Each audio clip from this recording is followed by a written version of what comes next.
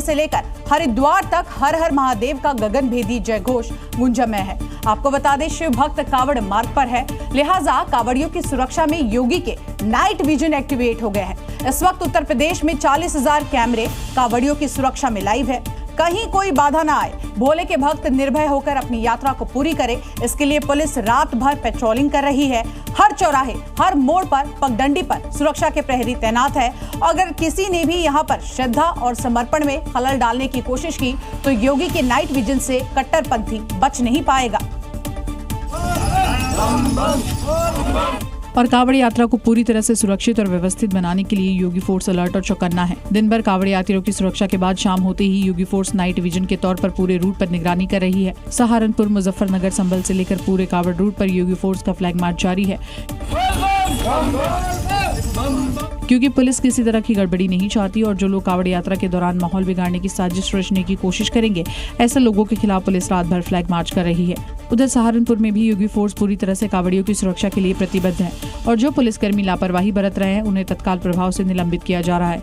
कावड़ जैसी जो इम्पोर्टेंट ड्यूटी है उसमें 27 लोग जो है अनुपस्थित है और उसको देखते हुए जो उसमें सस्पेंशन की कार्रवाई की गई है। अब सोचिए, कावड़ यात्रा में लापरवाही बरतने वाले पुलिसकर्मी भी नहीं बख्शे जा रहे हैं। अब जरा सोचिए, किसी ने अराजकता फैलाने की कोशिश की तो उसका इलाज पक्का है, क्योंकि सीसीटीवी और ड्रोन से पूरे रूट पर निगरानी की जा रही है।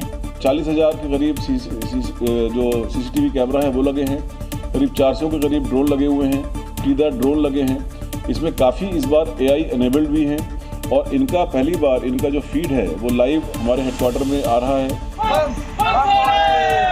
इस बार की कावड़ यात्रा सिर्फ आस्था ही नहीं बल्कि सुरक्षा और सेवा की मिसाल भी बन रही है। हर हर महादेव के जयकारों के बीच कावड़िए न सिर्फ शिव भक्ति का संदेश दे रहे हैं बल्कि यूपी पुलिस और प्रशासन की तैयारियों की भी तारीफ कर रहे हैं।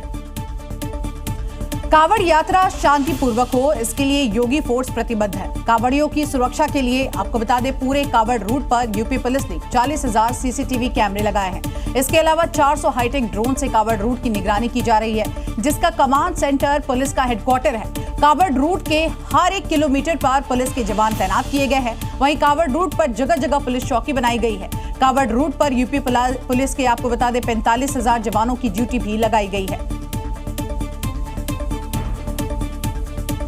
तो वहीं यूपी में सीएम योगी ने सिर्फ लाउड स्पीकर ही नहीं डाउन किए हैं, बल्कि आपको बता दें कावड़ वाले डीजे का रिमोट भी योगी के हाथ में है, यानी कि डीजे लिमिट में बज रहे हैं यहाँ पर। लेकिन अब मौलाना को कावड़ यात्रा में डीजे बजाने से ही दिक्कत हो गई है। मौलाना शहाबुद्दीन रजवी बरेलवी ने कावड़ यात्रा में बजने वाले डीजे का विरोध किया है। उन्होंने डीजे पर रोक लगाने की मांग की है और अब सवाल ये कि जब सरकार ने डीजे बजाने की लिमिट तय कर दी थी तो फिर मौलाना डीजे का विरोध आखिर क्यों कर रहे हैं?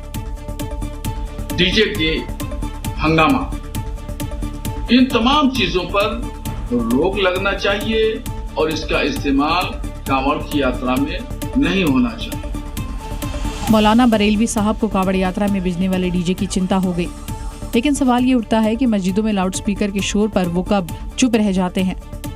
अगर नियम सबके लिए है तो सवाल सिर्फ एक पक्ष से ही आखिर क्यों? जहाँ जहाँ भी विवाद होते हैं उस विवाद के पीछे शराब की दुकानें होती हैं, लाउड स्पीकर का जोर से आवाज इस्तेमाल करना और डीजे के हंगामा, इन तमाम चीजों पर रोक लगना चाहिए और इसका इस्तेमाल कांवड़ की यात्रा में नहीं होना चाहिए, ताकि कोई भी विवाद किसी तरीके से न हो। शायद मौलाना साहब वो टाइम भूल गए जब मस्जिदों में लाउड स्पीकर बजते थे। आखिर कावड़ में बजने वाले भगवान भोले के भजनों में दिक्कत क्यों? डीजे की हाइट बहुत ऊंची ना हो, धमक ना हो, जिससे आजकल हार्ट के मरीज ज़्यादा हो गए हैं, इसलिए डीजे के लोग प्रशासन ने भी कावड़ वाले यात्रा वाले से भी कहा कि डीजे का प्रयोग ज़्यादा ना करें। कावड़ में डीजे को लेकर मुस्लिम समाज के लोगों का क्या कहना है, ये भी सुन लीजिए। उनका एक अपना माहौल है डीजे बजाने का, डीजे में कुछ भी बोलने का एक उनका चलन, एक माहौल है, तो उसके लिए क्या किया जाए? मजबूरी है, करने दीजिए भाई, करें।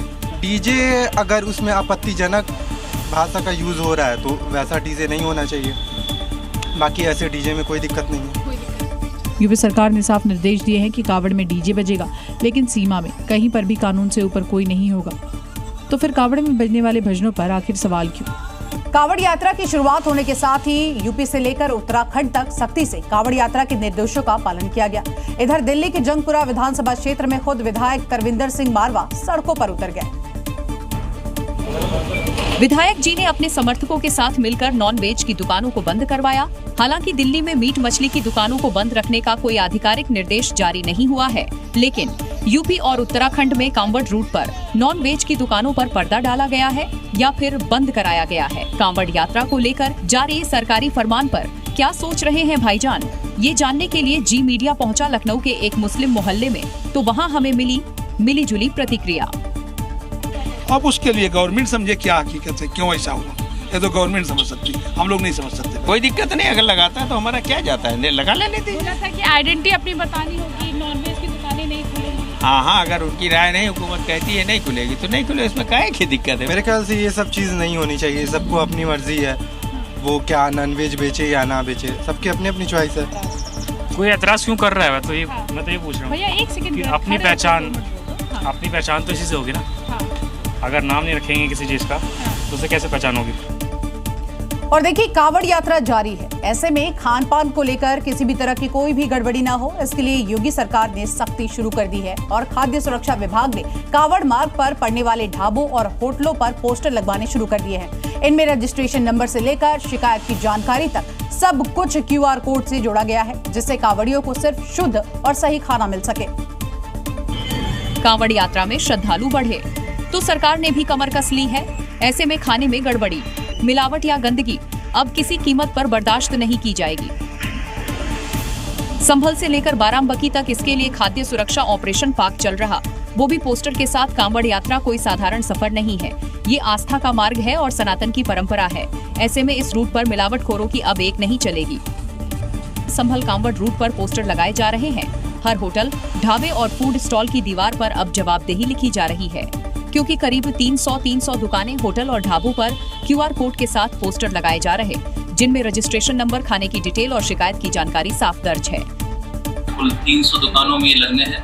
कल शाम तक 200 दुकानों में ये लग चुका है, बाकी दुकानों में भी लगाने की प्रक्रिया चल रही है और इसके अतिरिक्त और भी तैयारियां जितनी हैं वो हमने कर ली हैं। बाराबंकी में लोधेश्वर महादेवा जाने वाले कांवड़ मार्ग पर हर खाने पीने वाले ठिकाने पर पोस्टर लगाए जा रहे हैं। QR कोड से लेकर रजिस्ट्रेशन नंबर तक हर जानकारी अब दीवार पर लगी है। दरअसल ये रास्ता शिव भक्ति का है और इसमें धोखे की कोई गुंजाइश नहीं है। सर, इसके लिए जो लगा हुआ है तो बहुत अच्छा भी है, हमारे जो श्रद्धालु निकलेंगे उसके लिए संतुष्टि भी रहेगा और जो फीडबैक भी अच्छा रहेगा। यानी अब कांवड़ियों की थाली में सिर्फ शुद्धता परोसी जाएगी और अगर फिर भी कोई बाज नहीं आता तो उसके लिए शिकायत का नंबर भी पोस्टर में लिखा है। स्कैन कीजिए और सीधे बात सिस्टम तक पहुंचाइए। कांवड़ यात्रा शुरू होते ही हरिद्वार में ढोंगी बाबाओं का खेल भी शुरू हो गया है। ये लोग साधु का भेष बनाकर भोले भाले लोगों को गुमराह कर रहे थे और ऐसे ही ढोंगी बाबाओं के खिलाफ धामी सरकार ने ऑपरेशन कालनेमी चलाया है और इस अभियान के परिणाम भी आने शुरू हो गए हैं। ऑपरेशन कालनेमी के तहत देहरादून और हरिद्वार पुलिस को बड़ी कामयाबी मिली है। देहरादून में पुलिस ने अभियान के तहत साधु संतों के भेष में घूम रहे 25 ढोंगी बाबाओं को गिरफ्तार किया है। इनमें एक बांग्लादेशी नागरिक भी शामिल था। उधर हरिद्वार पुलिस ने भी संतों के भेष में घूम रहे 13 फर्जी बाबाओं को गिरफ्तार किया है। ये सभी ठग साधु संतों के भेष में कांवड़ मेले के दौरान श्रद्धालुओं को ठगने की फिराक में थे। ऑपरेशन कालनेमी 4 धाम यात्रा और कांवड़ यात्रा को देखते हुए चलाया जा रहा है ताकि देश भर से आ रहे श्रद्धालुओं का विश्वास बना रहे। यहाँ किसी भी कीमत पर ऐसे छद्म वेशधारियों का कोई स्थान नहीं है। इनकी पहचान करने के लिए ऑपरेशन कालनेमी चलाया गया। ये ठग साधु संतों के भेष बनाकर घूमते थे, लोगों को झूठे आशीर्वाद, तंत्र मंत्र और चमत्कार के नाम पर ठग रहे थे। इन लोगों द्वारा कई लोगों के साथ धोखाधड़ी की बात भी सामने आई, जिसके बाद देहरादून से करीब 25 फर्जी बाबा और हरिद्वार से 13 फर्जी बाबाओं को गिरफ्तार किया गया। पुलिस ने आम लोगों से अपील की है कि वो किसी भी संदिग्ध गतिविधि की सूचना तुरंत नजदीकी पुलिस स्टेशन में दे, साथ ही फर्जी बाबाओं के बहकावे में ना आए और अपनी मेहनत की कमाई को ठगी से बचाएं। सावन के महीने में कांवड़ यात्रा के दौरान कांवड़ियों के अलग अलग रंग भी देखने को मिल रहे हैं। बिहार के भागलपुर से एक शिव भक्त की दिलचस्प तस्वीरें सामने आई है, जहां यूपी के मुख्यमंत्री योगी आदित्यनाथ का एक जबरा फैन सड़क पर हाथ के बल बैद्यनाथ धाम के लिए निकला है। महादेव के परम भक्त तो आपने देखे होंगे, लेकिन एक भक्त को देखिए जो महादेव के साथ साथ उत्तर प्रदेश के मुख्यमंत्री योगी आदित्यनाथ का भक्त है और सीएम योगी को कलयुग का हनुमान बताता है। देखिए, जो बढ़िया काम करता है, जो राम राज लाया है, जो योगी मोदी जी ने राम राज लाए हैं, तो इस राम राज में अगर इस कलयुग का हनुमान का अगर तस्वीर नहीं बना के रखिएगा तो आने वाले समय में बहुत बड़ा अति होने वाला है। योगी के इस जबरा फैन का नाम है कुंदन कुमार, जो शरीर से भले ही दिव्यांग है, लेकिन शिव भक्ति किसी से कम नहीं। बेगूसराय से गंगा में जल लेकर 105 किलोमीटर की बैद्यनाथ धाम यात्रा को निकले कुंदन कुमार का जोश देखते ही बनता है। कुंदन योगी आदित्यनाथ के इतने बड़े फैन हैं कि सीने पर उनके तस्वीर का टैटू बनवाया है। उनका कहना है कि बिहार में भी अब योगी मॉडल लागू होना चाहिए। बिहार में भी योगी मॉडल लागू होना चाहिए। जितना साले चोर बेईमान लोग हैं लूट के खा रहे हैं, हमारे बिहार में सबको भगाना चाहिए। छोटे पहिए वाले पटरे पर हाथ के बल। बाबा बैद्यनाथ के दर पर निकले योगी के फैन कुंदन कुमार का जोश देख लोग काफी हैरान हैं। बिहार में विधानसभा चुनाव से पहले महागठबंधन के भीतर सीट बंटवारे को लेकर घमासान चरम पर है। पिछले चुनाव में तो सब कुछ तेजस्वी यादव के इशारे पर हुआ था, लेकिन इस बार मामला फंसता हुआ नजर आ रहा है। कांग्रेस और लेफ्ट पार्टियों की ज्यादा ताकत के साथ सौदेबाजी यहां पर करती हुई दिखाई दे रही है। हालांकि बैठकों का दौर जारी है और आज भी एक बैठक सीट शेयरिंग को लेकर ही हुई। दावा किया जा रहा है कि सहयोगी दल 90 वर्सेस 60 का फॉर्मूला लॉक करने का दबाव बना रहे हैं। इसी को लेकर तेजस्वी यादव के आवास पर महागठबंधन की बैठक हुई, जिसमें सीट शेयरिंग को लेकर बातचीत हुई। लेकिन इस बार तेजस्वी यादव को अपने साथियों को संतुष्ट करना आसान नहीं, क्योंकि इस बार महागठबंधन के साथी ज्यादा सीटें मांग रहे हैं। 2020 के चुनाव में आरजेडी 144, कांग्रेस 70, सीपीआई-एमएल 19 सीटों पर चुनाव लड़ा था। वहीं सीपीआई को 6 और सीपीआई-एम को 4 सीटें मिली थी। इस बार महागठबंधन में एक और साथी की एंट्री ने खेल को दिलचस्प कर दिया है, क्योंकि इस बार कांग्रेस 90 तो वहीं वीआईपी 60 सीटों पर दावा ठोक रही है, जबकि लेफ्ट पार्टियों ने 50 सीटों की मांग की है। ऐसे में महागठबंधन में सीट शेयरिंग का फॉर्मूला आसानी से नहीं दिख रहा और ऐसे में बीजेपी को खुला मैदान मिल सकता है। इसलिए तेजस्वी यादव को आपसी संतुलन बनाना पड़ेगा। और देखिए, बिहार में चुनाव से पहले नीतीश सरकार ने तुरुप का चाल चला है, वो भी मुफ्त दाव कभी खाली नहीं जाता। आपको बता दें, इसके तहत अब 100 यूनिट फ्री बिजली देने की चर्चाएं चल रही है, यानी कि 100 यूनिट से कम बिजली खपत पर बिल भी नहीं आएगा। इस योजना का लाभ प्रदेश के सभी परिवारों को मिलेगा। ऊर्जा विभाग के इस प्रस्ताव को वित्त विभाग ने मंजूरी दे दी है। नीतीश सरकार की मुफ्त बिजली देने की इस योजना ने विरोधियों को जोर का झटका दिया है, जो रोजाना किए जा रहे चुनावी वायदों से बिहार के लोगों को लुभाने में जुटे हुए थे। बिजली और सड़क के मामले में यूं भी नीतीश सरकार को बिहार के लोग 10 में से 10 नंबर देते हैं, क्योंकि दशकों तक अंधेरे में पगडंडियों पर सरकने वाले बिहार के लोगों के लिए 1.5-2 दशक पहले तक बिजली और सड़क सपना ही हुआ करते थे। अब सरकार बिजली के भारी भरकम बिल में कमी लाकर लोगों को बड़ी राहत देने जा रही है। ऊर्जा विभाग के इस प्रस्ताव को वित्त विभाग से मंजूरी मिल गई है। कैबिनेट की मंजूरी मिलते ही ये लागू भी हो जाएगा। योजना के तहत 100 यूनिट से कम बिल आने पर कोई पैसा नहीं देना होगा, तो उससे ज्यादा की खपत पर अतिरिक्त यूनिट पर ही बिल चुकाना होगा। अभी दिल्ली के साथ ही पंजाब, हिमाचल, राजस्थान, झारखंड में भी मुफ्त बिजली योजना चल रही है, जिसमें बिहार का भी नाम जुड़ गया है। इसके साथ ही केंद्र सरकार की तरफ से बिजली के बिल से राहत देने के लिए पीएम सूर्य घर मुफ्त बिजली योजना चलाई जा रही है। बिहार में वोटर वेरिफिकेशन के नाम पर दलालों की मंडी सज चुकी है। आरोप है कि पटना में खुलेआम, आपको बता दें, आवास प्रमाण पत्र, इसी के साथ साथ बर्थ सर्टिफिकेट बिक रहे हैं। वैसे पोर्टल पर सर्टिफिकेट के लिए 15 दिन लगते हैं, लेकिन दलालों को तो बस पैसे दे दीजिए और सब कुछ मिल जाएगा। ये पटना का वो इलाका है जहां सरकारी दफ्तर से ज्यादा अब शायद दलालों पर भरोसा है। जानकारी के मुताबिक यहाँ हर कोने पर दलाल खड़े हैं, जो आपके नाम पर सर्टिफिकेट बेच रहा है। बन जाएगा। कितना पैसा लगेगा? आधार कार्ड है ना? आधार कार्ड तो है। दरअसल बिहार में वोटर वेरिफिकेशन का दौर चल रहा है। ऐसे में अब लोग आवास और जन्म प्रमाण पत्र बनाने के लिए कलेक्ट्रेट आ रहे हैं। बस इसी का फायदा ये दलाल उठा रहे हैं। इसके लिए बकायदा इसकी रेट लिस्ट भी तैयार है। वही मिसाइल वाला बनेगा। हाँ, तो यही 2 बनवाना है, 5 बनवाना। जी मीडिया की टीम जब यहाँ पहुँची तो वहाँ दलालों की भीड़ ऐसे टूट पड़ी जैसे ग्राहक की मंडी हो। पहला दलाल सीधा सौदा करता है। आधार कार्ड का फोटो कॉपी लेना पड़ेगा। और कितना पैसा लगेगा? दोनों चाहिए हमको, जन्म प्रमाण पत्र भी और रेजिडेंशियल भी। 12 दिन लगेगा टैक्स है। हाँ। ऐसे में जी मीडिया की टीम दूसरे दलाल के पास पहुंची, जिसने पहले से कम लेकिन रुपये जरूर मांगे। 400 रुपये हमको रेजिडेंशियल का देना और 1000 देना है जन्म प्रमाण। ठीक, वो आपको हार्ड कॉपी मिलेगा। हाँ, ठीक, हार्ड कॉपी मिलेगा। कल हमने आपको बिहार के पीसीएल यानी कि पटना क्राइम लीग के बारे में बताया था। खबर चलने के बाद आपको बता दें, पुलिस एक्शन में भले ही ना आई हो, अपराधी जरूर एक्शन में आ गए हैं, क्योंकि आज एक और कारोबारी का कत्ल हो गया। महज 11 दिन में बिहार में 31 लोगों की हत्या का चौंकाने वाला आंकड़ा सामने आया है। इतना ही नहीं, राजधानी पटना में तो अपराधी आए दिन कारोबारियों को लगातार निशाना बना रहे हैं। पटना में फिर एक कारोबारी की हत्या से सनसनी फैल गई। देर रात बाइक सवार बदमाशों ने रामकृष्ण नगर में किराना कारोबारी विक्रम झा की गोली मारकर हत्या कर दी। इससे पहले 10 जुलाई को पटना में बालू कारोबारी रमाकांत यादव की गोली मारकर हत्या की गई थी। पटना में 6 जुलाई की देर रात दानापुर खगौल रोड पर स्कूल संचालक अजीत कुमार की गोली मारकर हत्या हुई थी। 4 जुलाई को पटना के बड़े कारोबारी गोपाल खेमका का मर्डर हुआ था। गोपाल खेमका हत्याकांड के बाद इस नई वारदात से पटना में सनसनी फैल गई है। ताजा केस में कृष्णा मार्ट के मालिक को अज्ञात बाइक सवार बदमाशों ने गोलियों से भून दिया। स्टोर को देखने से ऐसा प्रतीत होता है कि वहाँ से किसी प्रकार की लूटपाट नहीं हुई है। तो घटना का क्या मकसद है वो हम पता लगाने की कोशिश कर रहे हैं। 4 जुलाई को मशहूर कारोबारी गोपाल खेमका के मर्डर से शुरू हुआ हत्याओं का सिलसिला बढ़ता ही जा रहा है। बिहार में 11 दिन में हत्या की 31 वारदात दर्ज की गई हैं। राजधानी पटना में कारोबारी बदमाशों के निशाने पर है, जिससे कानून व्यवस्था पर भी सवाल खड़े हो रहे हैं। गौरतलब है कि बिहार में इसी साल विधानसभा चुनाव होने हैं। बिहार में सुशासन के दावों पर विपक्ष सवाल उठा रहा है, तो वहीं हत्या की इस घटना ने पटना ही नहीं बिहार में सुरक्षा व्यवस्था पर फिर से सवाल खड़े कर दिए हैं। बिहार में बढ़ते क्राइम ग्राफ ने लोगों की सुरक्षा पर अब गंभीर चिंता पैदा कर दी है। ऐसे में राजधानी पटना में अब एक बड़ा सुरक्षा कदम उठाया जा रहा है। ऑपरेशन त्रिनेत्र के तहत शहर में 650 हाई क्वालिटी सीसीटीवी लगाने का बड़ा फैसला लिया गया है। इन हाई टेक कैमरों से अब पटना की हर गली हर चौराहे पुलिस की निगाह में रहेगा। रियल टाइम मॉनिटरिंग से अपराधियों पर नकेल कसी जाएगी और किसी भी संदिग्ध गतिविधि पर तुरंत कार्रवाई हो सकेगी। शहर के संवेदनशील इलाकों, भीड़भाड़ वाले बाजारों, रेलवे स्टेशन और बस स्टैंड पर ये कैमरे लगेंगे। दीदारगंज से लेकर डबल डेकर फ्लाईओवर तक आधुनिक सर्विलांस नेटवर्क तैयार किया जा रहा है। ये पहल अपराध नियंत्रण और ट्रैफिक मैनेजमेंट में तकनीकी मजबूती लाएगी। कुल 3,357 कैमरों का एक विशाल नेटवर्क राजधानी को और सुरक्षित बनाएगा।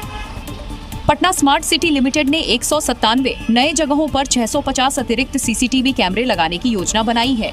अब तक शहर के 415 स्थानों पर कुल 3,357 सीसीटीवी कैमरे लगाए जा चुके हैं। ये कैमरे प्रमुख चौक चौराहों, ट्रैफिक प्वाइंट और संवेदनशील स्थलों पर लगे हैं, जिनसे अपराध नियंत्रण और ट्रैफिक प्रबंधन में काफी मदद मिल रही है। ऑपरेशन त्रिनेत्र का मकसद है अपराध पर सख्ती से नजर रखना और अपराधियों को जल्द से जल्द पकड़ना। इन 650 नए कैमरों से सार्वजनिक जगहों की सुरक्षा तो बढ़ेगी ही, संदिग्ध गतिविधियों पर भी त्वरित कार्रवाई संभव होगी।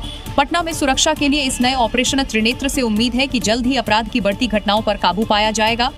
अहमदाबाद में 12 जून को एयर इंडिया का प्लेन आखिर क्यों क्रैश हुआ, इसका जवाब मिल गया है। भारतीय विमान दुर्घटना जांच ब्यूरो यानी कि AAIB ने अपनी प्रारंभिक रिपोर्ट जारी की है और जिसमें बताया गया है कि टेक ऑफ के आपको बता दें तुरंत बाद बोइंग 787-8 हादसे का शिकार हुआ। उड़ान के 3 सेकंड के बाद दोनों इंजन से जो ईंधन की सप्लाई थी वो बंद हुई और तब इंजन कट ऑफ पोजीशन में चले गए और इंजनों की जो रोटेशन स्पीड है वो तेजी से गिरी और तभी इंजनों में रीलाइट की प्रक्रिया शुरू हुई। इस दौरान पहला इंजन रिकवर करने ही लगा था, लेकिन दूसरा इंजन स्पीड को रिकवर नहीं कर पाया और 625 फीट की ऊंचाई से ये प्लेन गिर गया। एयर इंडिया के बोइंग 787-8 क्रैश की क्या बड़ी वजह रही, ये तो आपको पता चल गई और उससे पहले क्या क्या हुआ वो भी आपका जानना जरूरी है। AAIB की रिपोर्ट के मुताबिक विमान ने 12 जून को दोपहर 1:13 पर स्टार्टअप की परमिशन मांगी। ठीक 13 सेकंड के बाद इसकी परमिशन मिली। 1:19 पर ATC ने रनवे की पूरी लंबाई की पुष्टि की। 1:32 पर ग्राउंड से टावर कंट्रोल में विमान ट्रांसफर हुआ। 1:33 पर विमान को रनवे 23 पर लाइनअप निर्देश मिले। फिर 1:37 पर विमान को टेक ऑफ की अनुमति मिली और 1:38 पर प्लेन टेक ऑफ हो गया। इस दौरान कॉकपिट वॉइस रिकॉर्डर में इंजन बंद होने को लेकर पायलट और को पायलट के बीच बातचीत हुई, जिसमें एक पायलट ने पूछा, दूसरे ने उत्तर दिया। कैप्टन सुमित सबरवाल से को पायलट क्लाइव कुंदर ने पूछा कि आपने क्यों इंजन किया, जिस पर को पायलट क्लाइव कुंदर ने बताया कि मैंने नहीं किया, जिसके बाद विमान दोपहर 1:39 पर मेडिकल कॉलेज के हॉस्टल पर धड़ाम से गिर गया। इस दर्दनाक हादसे में 241 यात्री और क्रू समेत 260 लोगों की मौत हुई थी, जबकि जमीन पर भी 19 लोगों की जान गई थी। केवल एक ऐसा यात्री रहा जो बच पाया। यह हादसा भारत की दशकों में सबसे भीषण विमान दुर्घटना बन गई। एक औरंगजेब करीब 350 साल पहले भारत आया था, वो तो इतिहास बन गया, लेकिन यूपी में अब भी कई औरंगजेब मौजूद हैं। इन्हीं औरंगजेबों को सीएम योगी ने बेनकाब किया और बताया कि ये गैंग आखिर कैसे औरंगजेब की तरह सनातन धर्म को खत्म करने की साजिश रच रहे हैं, लोगों को लालच और भय के जरिए धर्म परिवर्तन के लिए मजबूर कर रहे हैं। सीएम योगी ऐसे औरंगजेबों को जड़ से मिटाने की बात कहते हुए दिखाई दिए। कैसा कालखंड रहा होगा जब उस समय औरंगजेब जैसा क्रूर और बर्बर शासक रहा हो। और यूपी में आज का औरंगजेब है जमालुद्दीन उर्फ छांगुर बाबा, जिसने पैसों का लालच देकर डरा धमकाकर लोगों का धर्मांतरण करवाया। बकायदा इसके लिए विदेशों से फंडिंग भी मिली।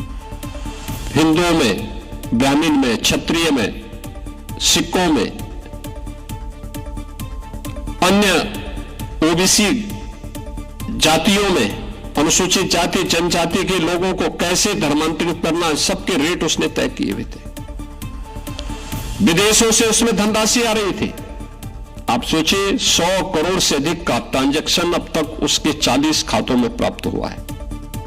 जमालुद्दीन, जिसने नाम बदलकर छांगुर बाबा के नाम से नई पहचान बनाई, वो कोई और नहीं बल्कि औरंगजेब की सोच का ही वारिस है, क्योंकि देश में धर्मांतरण वाली सोच औरंगजेब ही लेकर आया था। परिस्थितियां बदली लेकिन उद्देश्य एकदम साफ है। परिस्थितियां बदली हैं, उद्देश्य उनका वही है जो उस समय था। हाँ, काम का तरीका उन्होंने बदला है। मुख्यमंत्री ने छांगुर बाबा पर हुई कार्रवाई का जिक्र करते हुए कहा कि हम समाज को टूटने नहीं देंगे, राष्ट्र विरोधी, समाज विरोधी तत्वों को चकनाचूर करके रहेंगे। तो एक तरफ छांगुर बाबा की तुलना योगी ने औरंगजेब से की, वहीं दूसरी तरफ योगी फोर्स ने छांगुर को लेकर सनसनीखेज खुलासे किए हैं। मास्टरमाइंड छांगुर बाबा और जलालुद्दीन ने धर्मांतरण की बड़ी साजिश रची और बातचीत में सीधे शब्द नहीं बल्कि कोड वर्ड का इस्तेमाल करता था। और अब यूपी एटीएस की जांच में इस नेटवर्क के तौर तरीके और इरादे खुलकर सामने आ चुके हैं। छांगुर की कोड वर्ड की डिक्शनरी से लेकर हर चाल अब डिकोड हो चुकी है। तस्वीरें देखिए, लगता है जैसे कोई बुजुर्ग की सीधा साधा इंसान हो, लेकिन यही चेहरा असली कहानी से बहुत दूर है। यह है छांगुर बाबा उर्फ जलालुद्दीन, जिसके दिमाग में शातिर चालों की पूरी स्क्रिप्ट भरी है, जो धर्मांतरण की साजिशों को कोडवर्ड में चला रहा था। दावा किया जा रहा है कि यूपी एटीएस ने छांगुर के दिमाग में रचे गए साजिशों के कोड को डिकोड कर लिया है। यूपी एटीएस के मुताबिक वो मिट्टी पलटना शब्द का इस्तेमाल धर्मांतरण के लिए करता था। जिन लड़कियों का धर्मांतरण करवाया जाता उन लड़कियों को प्रोजेक्ट कहा जाता था और लड़कियों को मानसिक रूप से प्रभावित करने के लिए अपने सहयोगियों से काजल शब्द का इस्तेमाल करता था। और दर्शन शब्द का मतलब होता था छांगुर से लड़की को मिलवाना। जांच में पता चला है कि छांगुर कोड वर्ड में ही निकाह और शादी का वादा करने के बाद धर्मांतरण को नया जीवन शुरू करने की शर्त बताता था। यानी पहले ये भोली भाली लड़कियों को टारगेट करता, उन्हें जाल में फंसाता, फिर उनकी शादी करा के धर्मांतरण के लिए उन पर दबाव बनाता था। तो छांगुर बाबा की चालाकी भरी दुनिया अब योगी फोर्स की पकड़ में है। चेहरे पर मासूमियत लेकिन दिमाग में धर्मांतरण की साजिश। अब उसकी हर चाल पर कानून की नजर है। छांगुर अभी एटीएस और एसटीएफ की गिरफ्त में है और उससे लगातार पूछताछ की जा रही है। हर दिन आपको बता दें नए खुलासे हो रहे हैं और अब एक चौंकाने वाली जानकारी सामने आई कि उसकी हवेली में उसके 50 वफादार भी रहते थे, जो उसके एक इशारे पर एक्टिव हो जाते थे। ये सभी छांगुर के बलरामपुर स्थित हवेली में ही रहते थे। उनके लिए खाना पीना, कपड़े से लेकर हर जरूरत की चीजें छांगुर बाबा द्वारा मुहैया कराई जाती थीं। उन्हें कई तरह की ट्रेनिंग भी दी जाती थी और इस दौरान उनमें भरी जाती थी। छांगुर के लिए ऐसी वफादारी कि वो छांगुर के लिए मरने मारने के लिए हमेशा तैयार रहते थे। दरअसल यूपी एटीएस की ओर से दर्ज कराई गई एफआईआर में 50 युवकों का जिक्र किया गया है। ये युवक न सिर्फ धर्मांतरण की गतिविधियों में शामिल थे बल्कि स्थानीय स्तर पर भय, दबाव और हिंसा फैलाने का काम करते थे। स्थानीय लोगों में इनका इतना खौफ था कि छांगुर की करतूतें कभी भी पुलिस तक पहुंच ही नहीं पाती थी। छांगुर के ये स्पेशल 50 बिट न हवेली के बाहर तभी जाते जब छांगुर कोई आदेश देता या फिर जब वो उन्हें अपने साथ लेकर जाता। छांगुर की गिरफ्तारी के बाद ये अचानक गायब हो चुके हैं या शायद स्लीपर सेल के तौर पर देश भर में फैल चुके हैं। पुलिस और न्यायपालिका, ये दो ऐसे सरकारी विभाग हैं जिनके छोटे से छोटे मुलाजिम भी खुद को हाकिम से कम नहीं समझते हैं। असल में ये इनका खौफ ही है कि ये हमसे टकराते नहीं कि हम यस सर करने लग जाते हैं। इनकी आईडी चेक करने की भी हम कभी नहीं सोच पाते हैं। आम लोगों के इसी भोलेपन और डर का फायदा उठाया इस शख्स ने, जो खुद को सुप्रीम कोर्ट का जज बताता था और भोपाल में रहने वाले एक बुजुर्ग को लगातार परेशान कर रहा था। आरोपी ने बाकायदा अपने मोबाइल पर सुप्रीम कोर्ट के जज की डीपी तक लगा रखी थी और इस डीपी के चक्कर में फंस गए। ये 68 वर्षीय बुजुर्ग, जिन्हें वो बीते दिसंबर से लगातार फोन कर रहा था क्योंकि वो उनकी बेटी से दोस्ती करना चाहता था। बेटी के मना करने पर वो पिता को फोन कर जज के नाम से डराने लगा।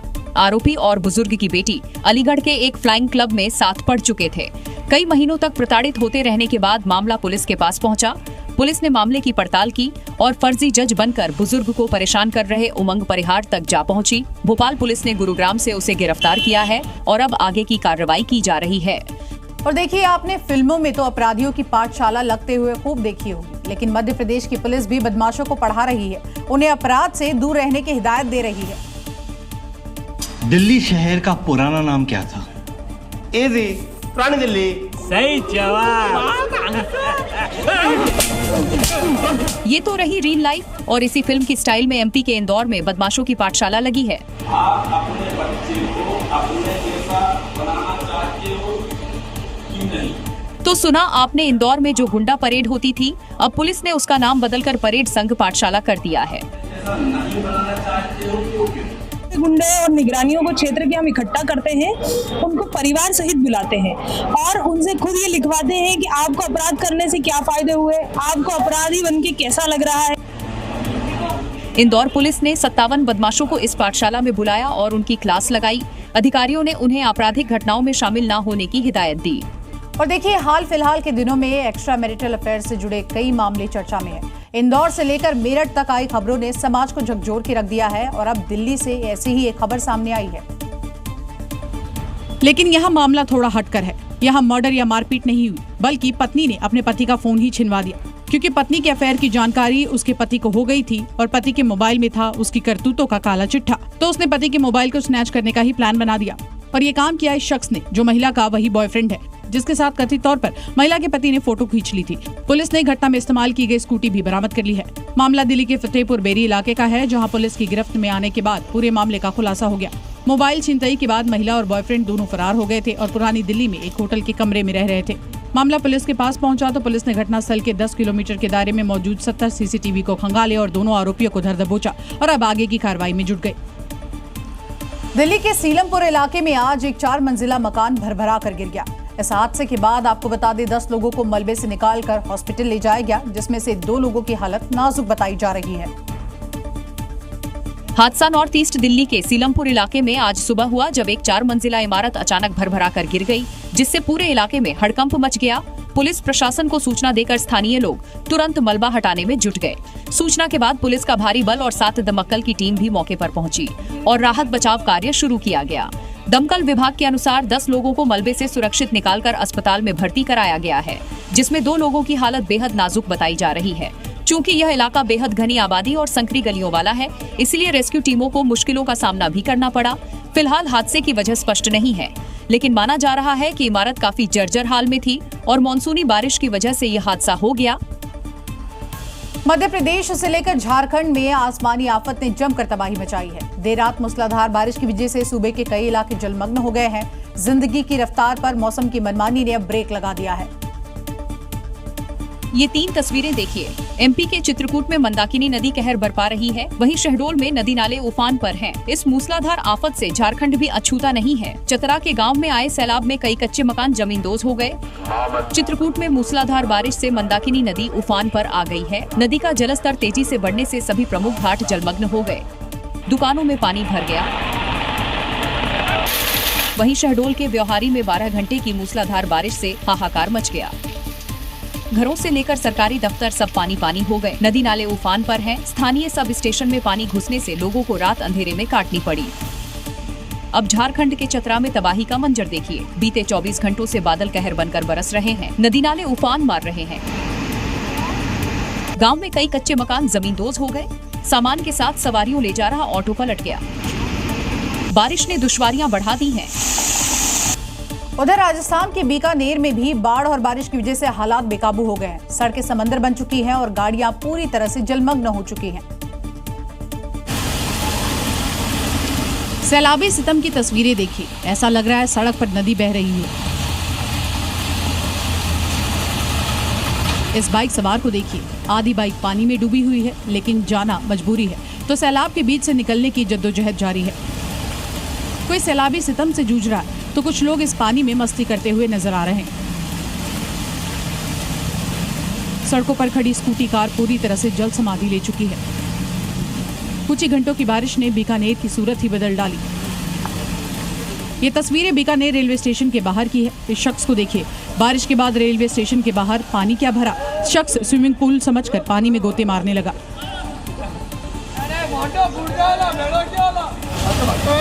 बारिश के बाद जिला के चरी के बाहर भी जलभराव हो गया। अब ये तस्वीरें देखिए। ऐसा लग रहा है कि इस गली में कोई नदी बह रही है। बारिश के बाद बीकानेर के कई हिस्सों में पानी भर गया। जल भराव के चलते लोगों को भारी परेशानियों का सामना करना पड़ा। मध्य प्रदेश का चित्रकूट कुदरत की वार से अछूता नहीं है। पहले तो यहाँ पर बारिश ने जमकर तांडव काटा और उसके बाद मंदाकिनी नदी ने रौद्र रूप दिखाया, जिसकी वजह से घाट पूरी तरह से पानी में डूब गए। देखिए, ये मंदाकिनी नहीं, बेकाबू सैलाब है जिसने घाट को डुबो दिया और मंदिरों के रास्ते छीन लिए। तस्वीरें चित्रकूट की हैं, जहां घाट अब जल समाधि ले चुके हैं। मंदाकिनी नदी उफान पर है और मतक जेंद्रनाथ मंदिर के पास का पूरा इलाका पानी में डूब गया है और अब सिर्फ कुछ नजर नहीं आ रहा है। चारों तरफ सिर्फ पानी का कब्जा है और पानी की रफ्तार ऐसी कि अगर कोई इसके सामने आए तो वो इसके साथ बह जाए। कमर तक पानी में सड़क डूबी है, लेकिन कुछ लोग उसे चुनौती समझकर चल रहे हैं। बारिश के पानी को सीरियस नहीं लिया जा रहा और यही सबसे बड़ा खतरा बन सकता है। इन तस्वीरों को देखकर ऐसा लग रहा है कि यहाँ हालात अब सामान्य नहीं है। मंदाकिनी का जलस्तर बढ़ा हुआ है और घाटों पर पानी पसरा है। फिलहाल प्रशासन स्थिति पर अपनी नजर बनाए हुए हैं। मध्य प्रदेश के छतरपुर में 10 दिन से लगातार बारिश हो रही है, जिसके चलते लोगों का जनजीवन यहां पर अस्त व्यस्त हो गया है। इस बार सावन के पहले ही दिन बारिश ने अपना रौद्र रूप दिखाया, जिसकी वजह से लोग डरे हुए हैं। बारिश के चलते नदी नाले उफान पर हैं। बारिश का पानी बस स्टैंड, मुख्य बाजार सहित शहर की सड़कों पर लबालब भर गया है। झमटुली का बेहर मोहल्ले का नाला उफान पर है। नाले के उफान की डराने वाली तस्वीरें सामने आई हैं। पानी का बहाव ऐसा कि किसी को भी बहा कर ले जाए। कुदरत के इस कहर के आगे लोग बेबस और लाचार नजर आ रहे हैं। हालात चिंताजनक बने हुए हैं। नगरपालिका की तैयारियों की खुली पोल भी अब सामने आ गई है। कुछ ही घंटों की बारिश ने मुख्य बाजार को तालाब में तब्दील कर दिया। लोगों का आना जाना मुश्किल हो गया है। दुकानदारों को भारी नुकसान का सामना करना पड़ रहा है। छतरपुर के लोग अब प्रशासन से ठोस इंतजामों की उम्मीद कर रहे हैं, लेकिन सवाल यह है, हर साल यही हाल क्यों? बारिश का पानी सिर्फ सड़कों पर नहीं, व्यवस्था की लापरवाही की पोल भी खोल रहा है।